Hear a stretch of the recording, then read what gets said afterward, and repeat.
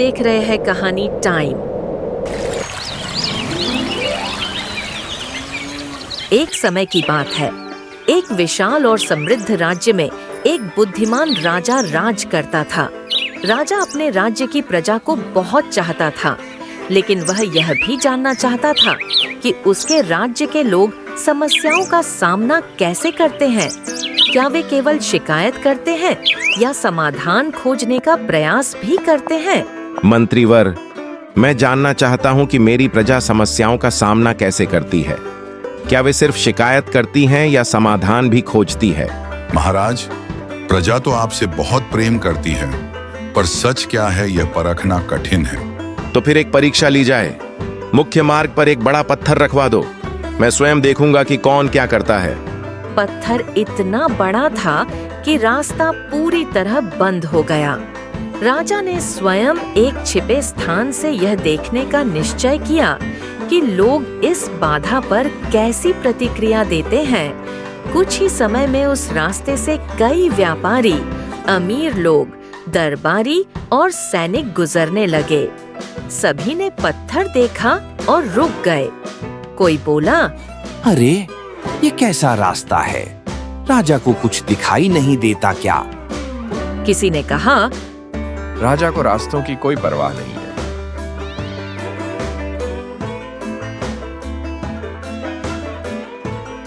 कुछ लोगों ने पत्थर के चारों ओर से निकलने की कोशिश की, तो कुछ गुस्सा करते हुए वापस लौट गए।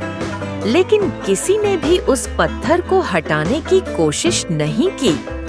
सब शिकायत करते रहे, पर समाधान के लिए एक कदम भी आगे नहीं बढ़ाया।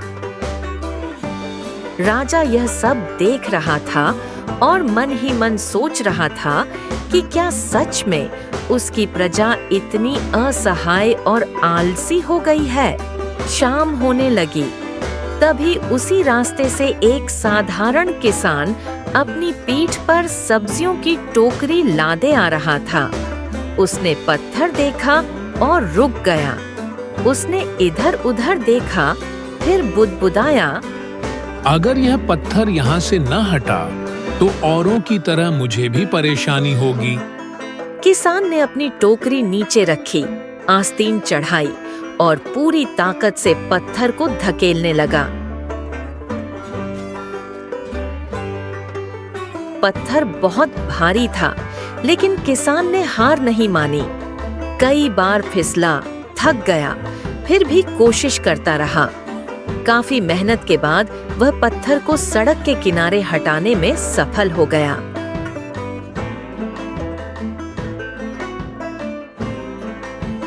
जब पत्थर हट गया तो किसान की नजर जमीन पर पड़ी एक थैली पर गई। उसने थैली उठाई और खोली।